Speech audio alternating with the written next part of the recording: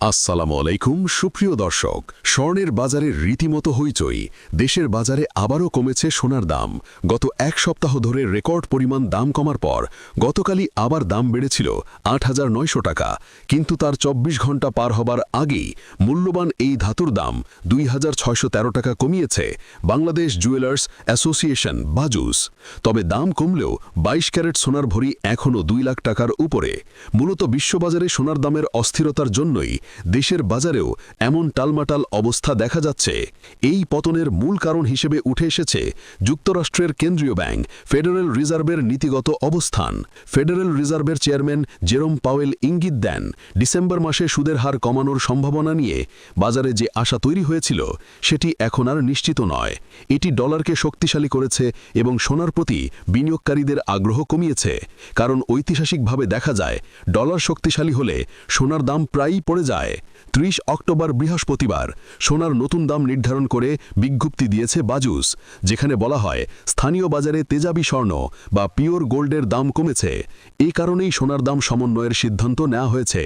এবার দেখে নেওয়া যাক সোনার বাজারের পরিস্থিতি। নতুন মূল্য অনুযায়ী ৩১ অক্টোবর শুক্রবার থেকে দেশের বাজারে প্রতি ভরি ২২ ক্যারেটের স্বর্ণ বিক্রি হবে ২,৯৬ টাকায়। এছাড়া ২১ ক্যারেটের প্রতি ভরি সোনার দাম ১,৯০,৯৯৮ টাকা নির্ধারণ করা হয়েছে। ১৮ ক্যারেটের এক ভরি সোনার দাম ১,৬৩,৭১৬ টাকা এবং সনাতন পদ্ধতির প্রতি ভরি স্বর্ণের দাম নির্ধারণ করা হয়েছে ১,৩৬,০১৪ টাকা। বিশ্লেষকরা বলছেন, এই পতন দীর্ঘমেয়াদী প্রবণতার পরিবর্তন নয়, বরং এটি একটি কারেকশন ফেজ। বড় আর্থিক প্রতিষ্ঠানগুলো মনে করছে আগামী ১ থেকে ১.৫ বছরের মধ্যে স্বর্ণের দাম আবার ঊর্ধ্বমুখী হবে। জেপি মর্গ্যান, গোল্ডম্যান স্যাক্স এবং মর্গ্যান স্ট্যানলি সবাই আশাবাদী।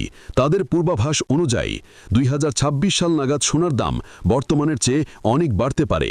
তবে মনে রাখতে হবে, এই দামের সাথে সরকার নির্ধারিত ৫% ভ্যাট এবং বাজুস নির্ধারিত ন্যূনতম মজুরি ৬% যুক্ত করতে হবে। গহনার ডিজাইন ও মানভেদে মজুরিতে তারতম্য হতে পারে। প্রিয় দর্শক, প্রতিদিনের মতো আজও সোনার সর্বশেষ আপডেট জানতে আমাদের চ্যানেলটি সাবস্ক্রাইব করুন এবং নোটিফিকেশন অন রাখুন।